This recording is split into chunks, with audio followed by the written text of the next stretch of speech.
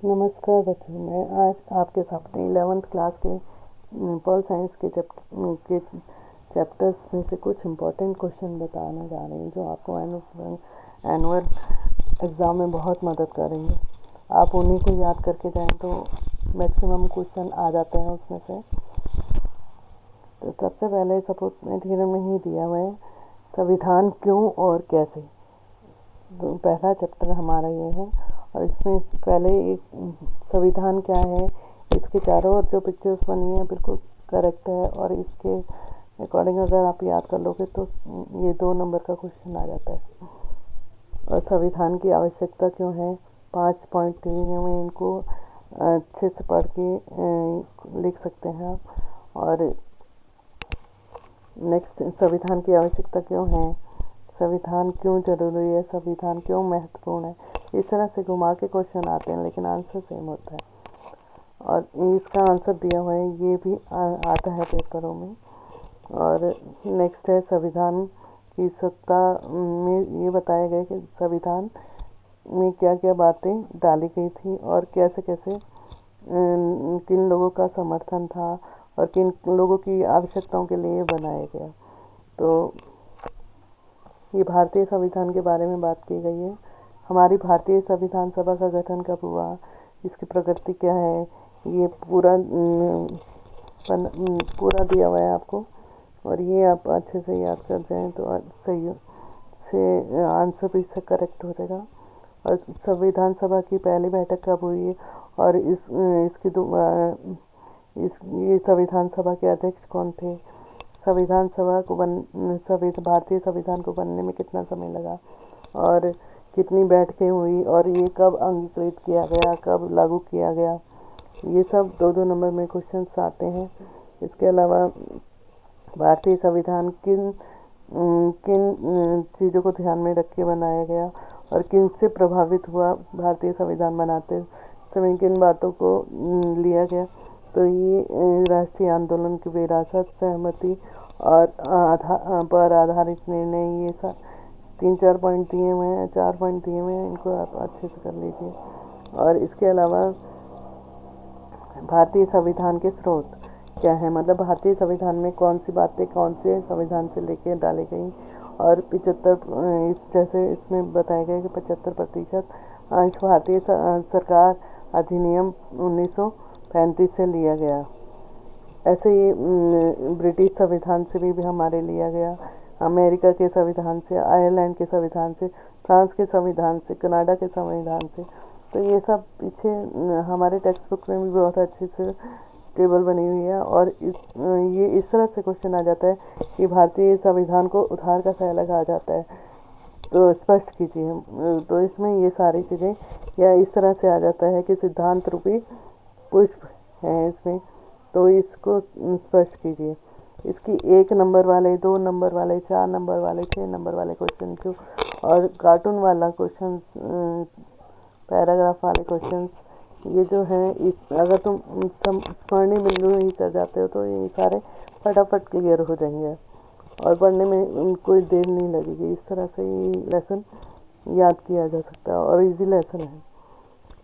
इसके अलावा अब जैसे इसमें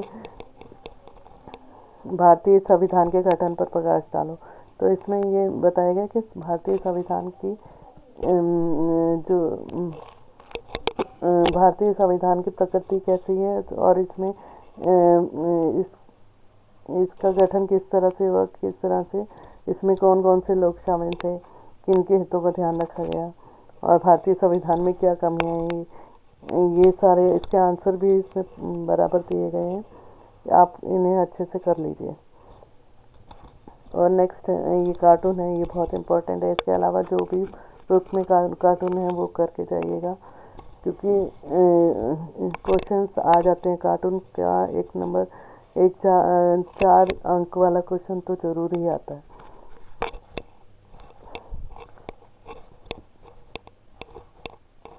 अब नेक्स्ट लेसन है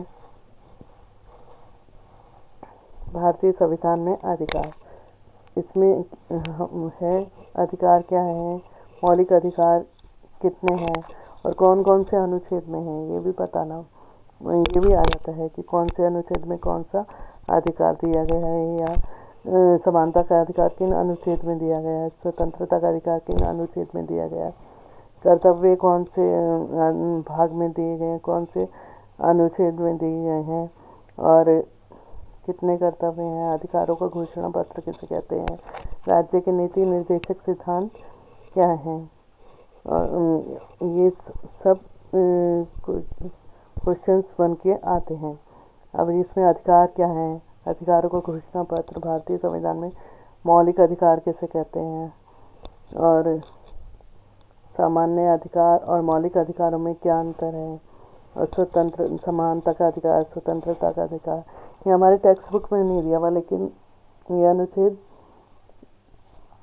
वाइज इसमें बताए गए हैं कि कौन से अनुच्छेद में कौन से अधिकार दिए गए हैं। और इसके अलावा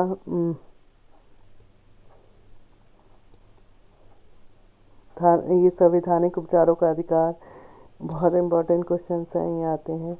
इसके स्वतंत्रता का अधिकार, समानता का अधिकार, धार्मिक स्वतंत्रता के अधिकार, शोषण के विरुद्ध अधिकार में क्या क्या दिया गया है, तो ये 2 नंबर 4 नंबर के क्वेश्चंस बन के आ जाते हैं।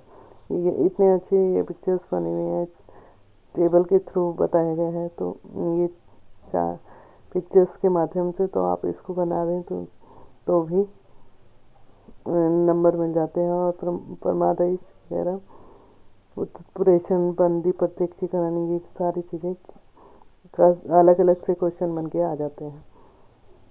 और ये राज्य के नीति निर्देशक तत्व, इसमें 3 प्रमुख नीति निर्देशक तत्व दिए हैं और क्यों दिए जाते हैं। राज्य के नीति निर्देशक तत्वों और मौलिक अधिकारों में अंतर भी बहुत इम्पोर्टेंट क्वेश्चन है। और इसके अलावा 1 नंबर 2 नंबर 4 नंबर वाले आपको वैसे ही पढ़ते ही आ जाएंगे अगर आपने ये स्मरणीय बिंदु कर लिए। अगले लेसन है चुनाव और प्रतिनिधित्व। चुनाव और प्रतिनिधित्व में चुनाव किसे कहते हैं, चुनाव आयोग के कार्य, संरचना, चुनाव आयोग की संरचना, चुनाव प्रणाली कौन कौन सी है, फर्स्ट पास्ट पोस्ट सिस्टम, और अनुपातिक प्रतिनिधित्व प्रणाली में के बारे में कहाँ कहाँ कौन से देशों में है, इनमें अंतर, और प्रतिनिधि कैसे चुने जाते हैं, लोकतंत्र के प्रकार, प्रत्यक्ष लोकतंत्र, अप्रत्यक्ष लोकतंत्र किसे कहते हैं, चुनाव क्या है, और भारत में कौन सी चुनाव प्रणाली अपनाई गई है और क्यों अपनाई गई है, चुनाव आयोग के प्रमुख कार्य इसमें दिए हुए हैं प्रॉपर, और फर्स्ट पास्ट पोस्ट प्रणाली क्या है, ये 2 नंबर में या 4 नंबर में इसकी विशेषताएं आ जाती हैं। तो जो अंतर आप याद करोगे तो उसमें विशेषताएं भी हो जाती हैं। और समानुपातिक प्रतिनिधित्व प्रणाली के प्रकार, और भारत में सर्वाधिक वोट से जीत वाली प्रणाली क्यों अपनाई गई, ये बहुत इम्पोर्टेंट क्वेश्चन है। और निर्वाचन क्षेत्रों का आरक्षण, निर्वाचन क्षेत्रों का आरक्षण से आप क्या समझते हो, और इस हमारे देश में कितनी सीटें दी गई हैं अनुसूचित जाति जनजातियों के लिए, और सार्वभौमिक वयस्क मताधिकार किसे कहते हैं, विशेष बहुमत क्या है, चुनाव में कौन कौन से सुधार करने जरूरी हैं, उसकी कमियां क्या हैं, ये बहुत अच्छे से एक चित्र के माध्यम से आपके पुस्तक में दिया गया है और इसे अच्छे से याद कर लीजिएगा। इसके अलावा 2-4 जैसे कि मैंने पहले बोला है, ये तो करके जाने कि पढ़ोगे 1-1 2-2 4-4 नंबर वाले सभी क्वेश्चन तो बड़े इजीली अटेम्प्ट हो जाएंगे। नेक्स्ट है इसका कार्टून भी बहुत ही इम्पोर्टेंट है। ये दिखाता है कि किस तरह से जब भारत आज़ाद हुआ था तो चुनाव एक बड़ी समस्या थी और किस तरह से जवाहरलाल नेहरू ने इसे सॉल्व करके भारत में सक्सेसफुल बनाया था ये प्रथम चुनाव। इसके अलावा अब चौथा लेसन है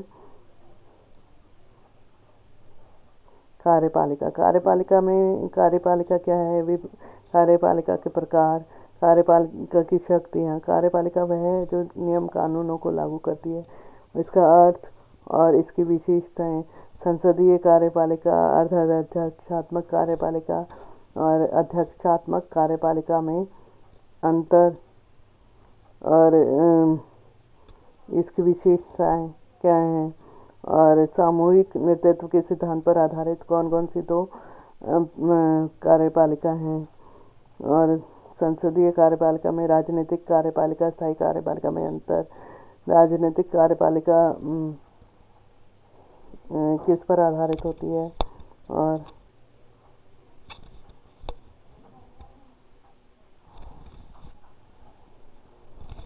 धन्यवाद।